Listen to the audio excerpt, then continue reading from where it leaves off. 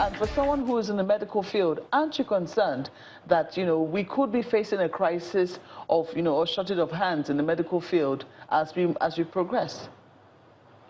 No, I'm not concerned at all. I'm not worried. You're not? We have surplus. If you have surplus, you export. Yes. It happened at one time, Indian teachers. I was taught biology and chemistry by Indian teachers in my secondary school days. They are surplus in their country. We have surplus in the medical profession. I can tell you. It's my area. This is where we're complaining that we don't have enough doctors to man. Who said? Rural areas. There is not enough medical professionals. You say we have surplus? We have enough. We have more than enough.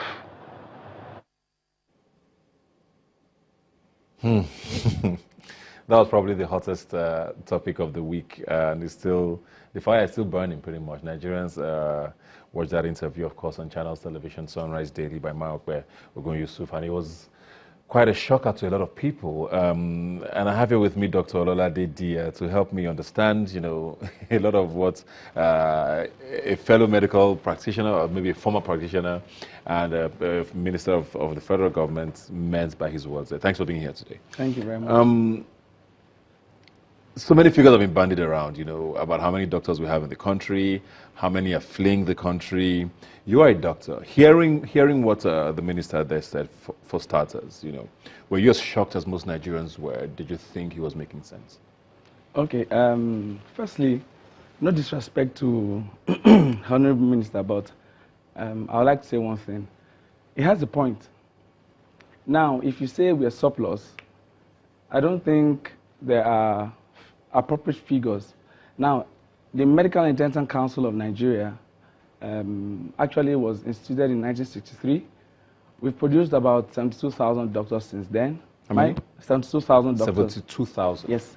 So my father was a doctor. My mother was a nurse. My elder sister is a doctor. My younger brother is a doctor. Now, it's not a family of doctors. We're a lot. I think we're a lot. Yeah. So if he says that we are surplus, I will not agree with him, because I can remember clearly that minister is actually a doctor. Yeah, he went to UNN, if I'm correct. He finished, I think, 1979, and he got into civil service.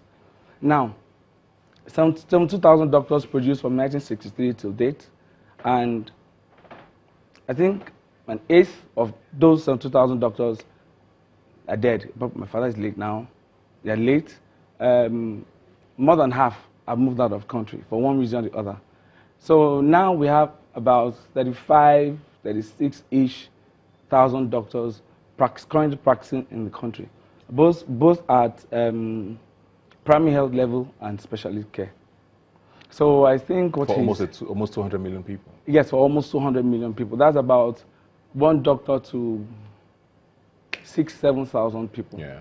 Yeah. Do you think that was a political statement, sort of a way to deflect the conversation, sort of defend government, or did he even need to say that? Because it was a problem that every Nigerian, I mean, you don't even need to be a doctor to know this. We go to hospitals, we've seen all of these figures that are about one doctor to over 6,000 Nigerians, and we know what the UN figures, the ratio is supposed to be. The World Health Organization, I think, says about 1 to about 500 or so, I'm not sure. So we know this thing. So where do you think that came from?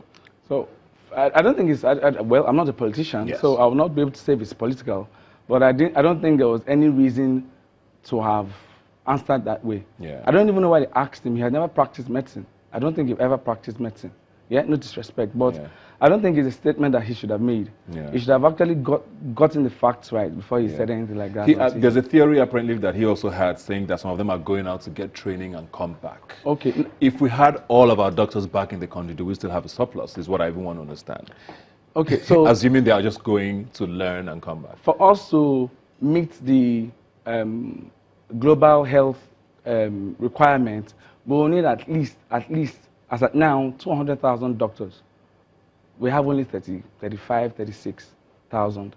So even if they go abroad and go and learn whatever it is they want to learn and come back, it's going to be difficult. Yeah. Because now nobody wants to go abroad, see that there's a better work environment, the I'll still come Salaries back. are beautiful. There's water, there's light, there's transportation, health service for your children, job security for you. Who will leave that and come back here? Nobody will do that. Yeah. Those who have made money and want to come back even they find it very difficult. So why are people like you still here? I'm not saying you should go, but Okay. what is the incentive? I'm planning to go remain actually. here?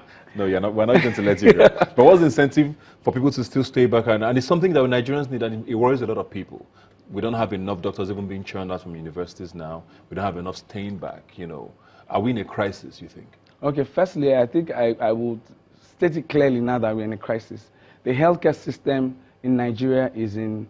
I don't want to sound Morbid. exactly morbid, but I think we're in a huge crisis because right now, the thing is, whether we like it or not, if you go and you come back, you will face some challenges that everybody was going to face. Now, medicine for me is a noble profession. That's what it has always been. Yeah? And passion with medicine is what drives most people that are here. I can tell you for free that there are people who started medical school, and after a while, I realized that most of them were even studying medicine or became doctors because their fathers or their parents wanted them to, or even wanted them to be doctors. Not because they wanted to. Not because they wanted to. And they now go out and find their own real passion. Now, I started medical school with we were 300 in the class, but I graduated with we were 50 who graduated. Some of them went to microbiology, some went to biochemistry, some just left, changed computer science entirely. So I think it has to do with passion. Now, let me answer your question about why I'm still here. It's a tough one, yeah, because I actually plan to leave. That was when I finished medical school, I did my internship. I wanted to get into residency. I didn't like the way they were doing the residency here. So I said, okay, fine, let me go to Australia, very far away, nobody can reach me, and try and build something for myself. And, well, I will not say spiritual, I will not say it's God, but something just kept me here.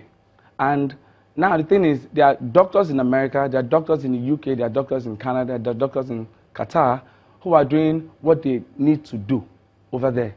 Here, we need the doctors. That's why I decided to stay. It's a personal decision. It's a personal decision. Now, my wife is not very happy with it because I had a lot of opportunities. I had an opportunity in Qatar, I had an opportunity in Dubai, I had one in Canada, but I'm still trying to, nobody knows what is what, so we're just trying to put it together. I just started practice. It's a hospital. It's not a hospital. It's a clinic that provides first-class primary health care services to people who can afford it. Now, to summarize that, there are four quadruple aims of healthcare. One, the patient needs to be satisfied. Two, the doctor needs to be satisfied. Three, there need to be better outcomes. And four, it has to be affordable healthcare. That all those things are not where they ought to be right now in the health in Nigeria. Yeah. So basically, from what you're saying, we don't have surplus doctors. People who are still in Nigeria are here mostly because they want to, not because they can't leave. No, now. So some of them are just doing it because they're trying to put food on the table. They're trying to fend for their families. And that's What's the way out of this? I mean, I hear you saying we're in a crisis. Most of us know we're in a crisis. I mean, the healthcare system in Nigeria is almost non-existent, to be honest. What's the way out, if you can, very quickly? Okay, so now what I will advise anybody to do, especially the populace, is, first of all, we need to be informed. Information is very key because there are little things that need to be done that people are not doing. Secondly, the government needs to be involved, whether we like it or not. Let me just give you an example. Your Obamacare is about 20,000 pages. I read 826. The Trump Care is about 126 pages. I read it 3 times. The budget for Norway for healthcare, as I heard, will fund NASA projects for 2 years. That's in billions of euros. Yeah, I don't know what our budget for healthcare is. Yeah, but I'm sure it's appalling. Medical schools in Nigeria are not even producing enough. So you need to encourage people to, if you want them to stay, get in a small apartment, give somebody a car. How it was when my dad graduated was, I think it was easier. I think they gave him an apartment, they gave him a car, he had phone loan. So we need more incentives to encourage people to get into the medical profession. That's it. And it has to happen that way. Well, it's a conversation that we'll have to keep having, hopefully better conversations that we'd heard from the minister there, because, I mean, we're in a crisis, and I believe you, and I really hope that we do sit up, and I mean, the president has it 4 more years to hopefully start switching things up. Yeah. Thanks a lot for being here today. Welcome, Please sir. don't go away. Please. You're welcome, We need sir. you in Nigeria. We won't let you run. But like I always say, you can follow the conversation on Twitter at YNigerTV is the handle. The hashtag to follow is Robin Minds. You can also visit our website, yniger.tv. Thanks for joining us. I'll see you next time.